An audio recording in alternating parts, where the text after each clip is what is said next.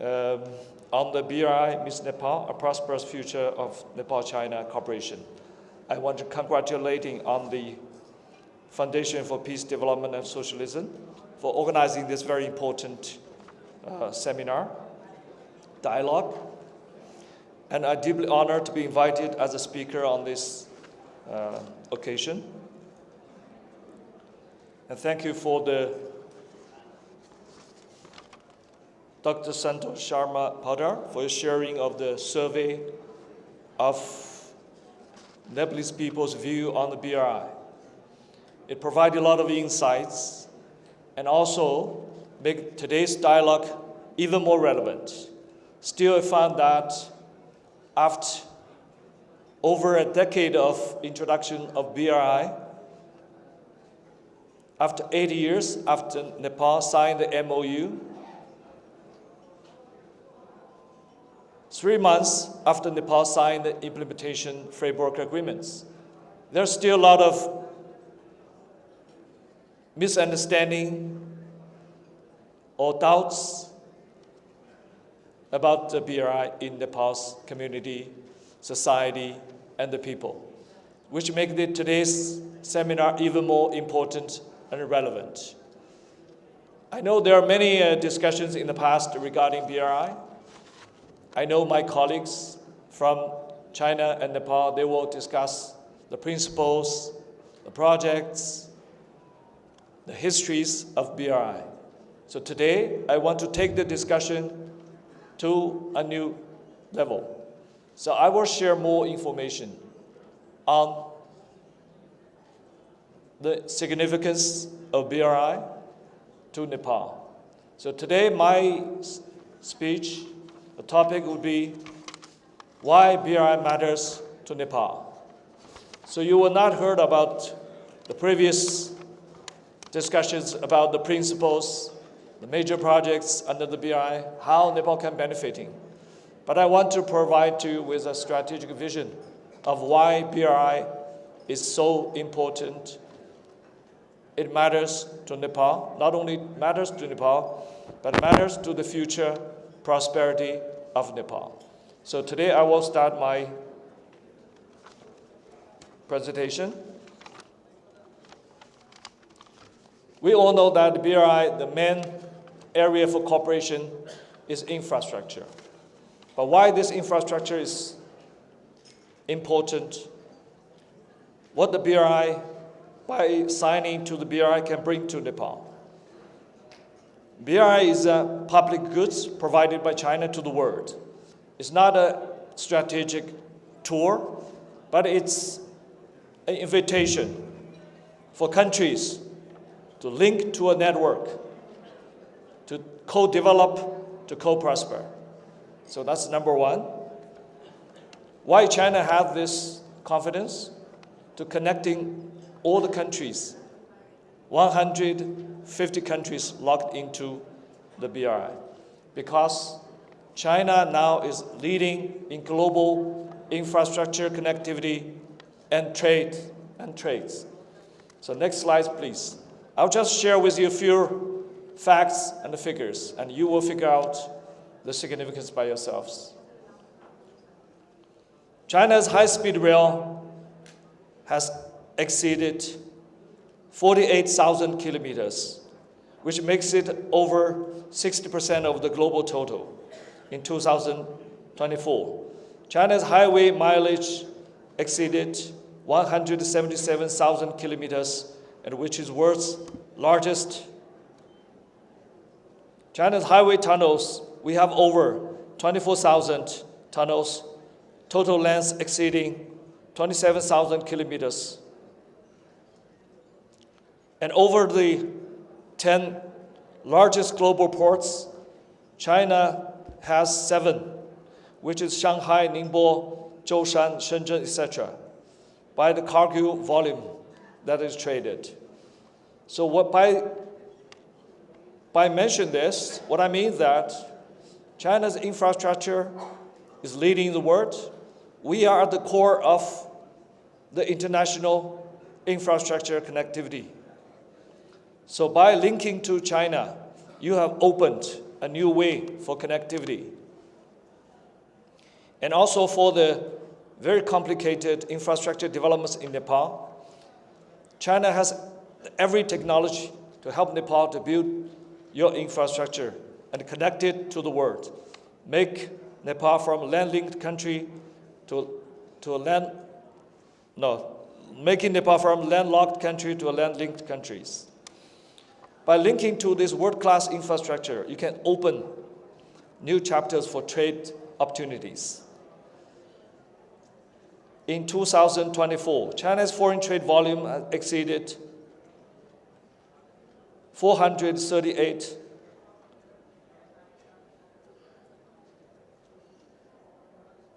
43.85 trillion RMB, which is the largest in the world. And we have over 150 countries whose largest trading partner is China. But unfortunately, Nepal is not one of them. That is a puzzle. When I arrived in Nepal, the first puzzle I faced. Why Nepal, as a close friend, a close neighbor of China, its largest trading partner is not China. Countries as far as in Latin America, the largest trading partner is China. So I see potentials, huge potentials for Nepal to tap into these trading opportunities with China. And also in terms of global tourism market share, China has 10%. The Chinese people traveling overseas, before COVID in 2019, we have 155 million people traveling to the world. Now we have recovered to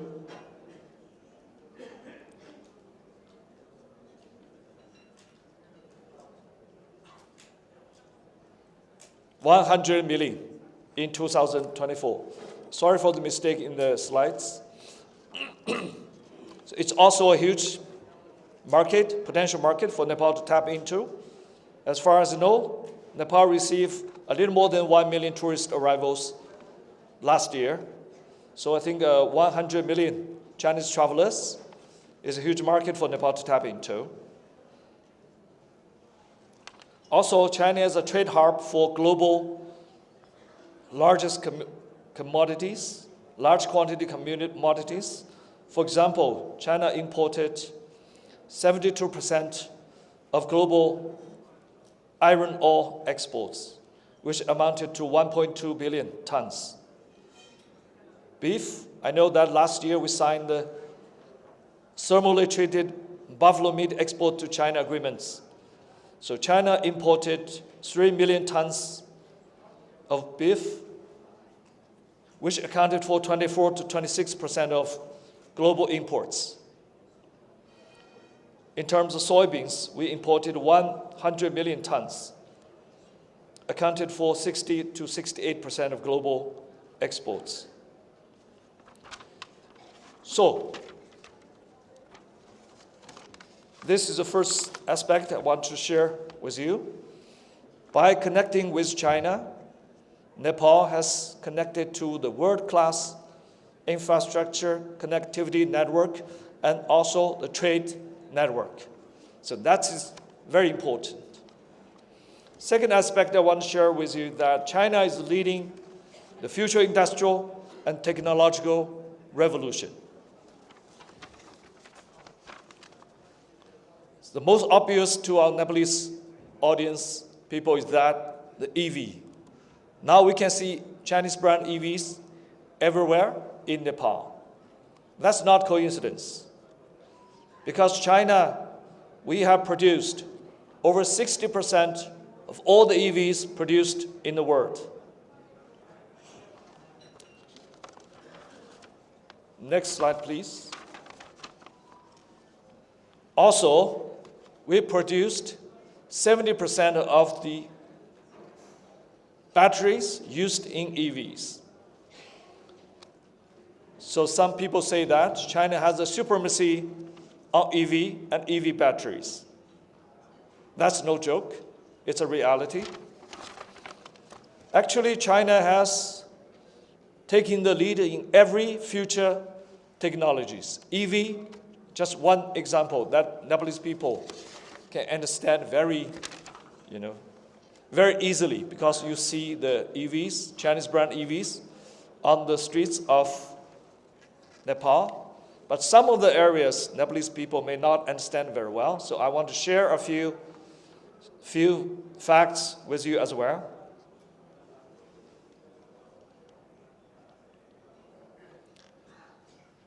For the future energy development technologies,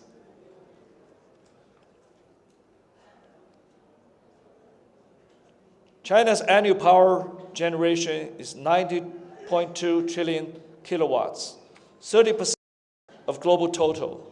Among them, 36% of the total power output is renewable energy. China is taking from 80 to 90% of the solar panel productions. And we are taking 90% of the wind power products.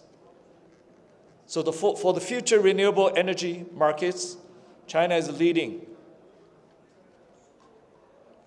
Also, for the future energy technologies, which is the fusion technologies, China is also leading with that. The latest development in 2024, China's experimental advanced superconducting tokamak achieved 1,066-second high confinement plasma operation. You probably do not understand what this means. I don't either, because all these technical jargons. What I want to show you is that China is taking lead in the fusion technology as well. Next slide, please. And other areas for the drones. We all know that the big name Dajiang drones. They have taken 70% of the total market share of the world. So China is leading in drone technology. Robots, same. Unitree company, they are taking 50% of the world markets for the industrial use robots. China is producing and also deployed over 50% of the world total, which put China in a leading position as well. In the AI sector, China have more than 4,000 AI companies. Now the DeepSeek, Qianwen from Alibaba, and Manas, these three big names, has already paved the future path for AI big models and AI applications.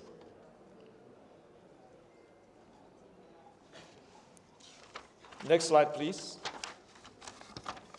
For quantum computing,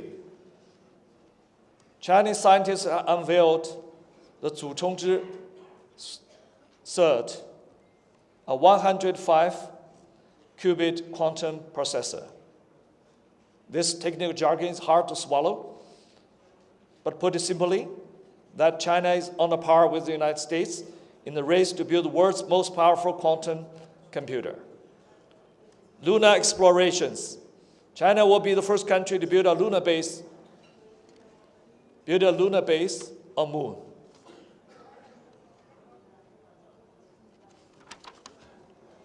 So by quoting all these areas and statistics, I just want our Nepalese friends to understand.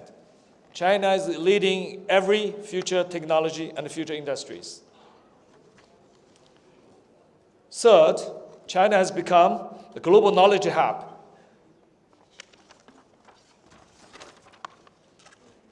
Many Nepalese people ask me, why should I study Chinese? What benefits can I get? This is the answer, because China is becoming the knowledge hub for the world. China's R&D investment reached $458 billion, which put China as the most heavily invested in research and development country in the world. That is also the reason why China is leading in almost all future technologies and industries. Another reason is China has 11.74 million college graduates every year, which is 1/3 of Nepal's population, of which more than 5 million are engineers, which put China as a 10 versus 1. United States graduates 600,000 STEM graduates or engineers annually. China's engineer graduation is 10 times of the United States. This huge talent pool provides solid support for China's science and technological developments.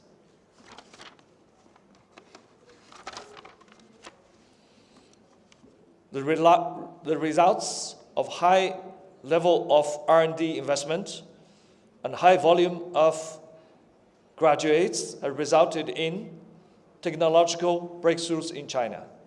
So for the Natural Index in 2024, China has ranked first globally for 5 consecutive years with natural indexes.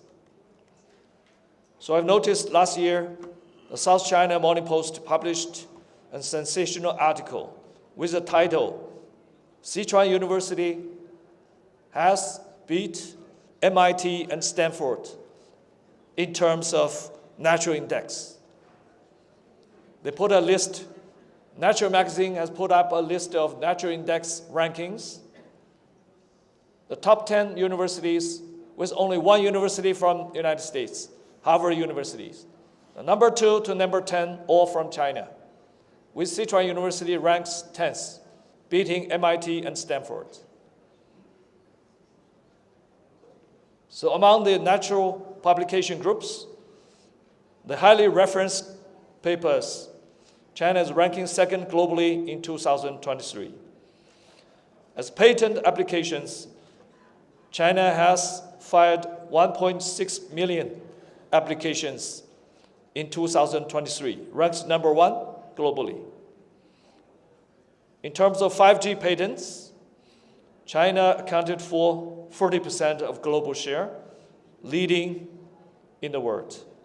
About 5G patents, Chinese companies accounted for 35% of global patents, which is also putting China in lead. Those are the 3 areas I want to share with you today. That is why BRI is so important to Nepal. Because by joining the BRI initiative, Nepal is not about building a road, railway, or airport, or exporting some thermal-treated buffalo meat, or welcoming more tourism from China. By signing up for BRI, Nepal is integrating into a global network of progress with China in the center. Be it infrastructure connectivity, be it trade connectivity, be it industrial developments, be it knowledge sharing.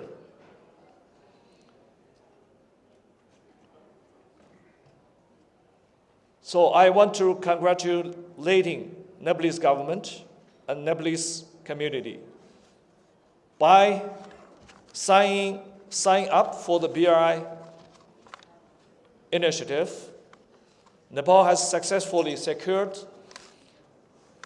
a position for future development, future cooperation with China, and future prosperity for your young generations. Yesterday, I saw a Twitter goes viral in Nepal. Some high school students shouting slogans of bring lights to Nepal. But I think shouting slogans does not resolve any problems. By doing concrete work under the BRI framework will resolve the problem and secure the bright future, not only for our friends sitting today, but also for the young generation still sitting in schools. It is our duty to engage the cooperation between China and Nepal under the BRI framework in the right way. It is our duty to start working. It is our duty to embrace Chinese technology, Chinese market, Chinese wisdom, Chinese initiatives, including BRI, because that will bring a more bright future for Nepal and for Nepal's economy. Thank you so much. Thank you.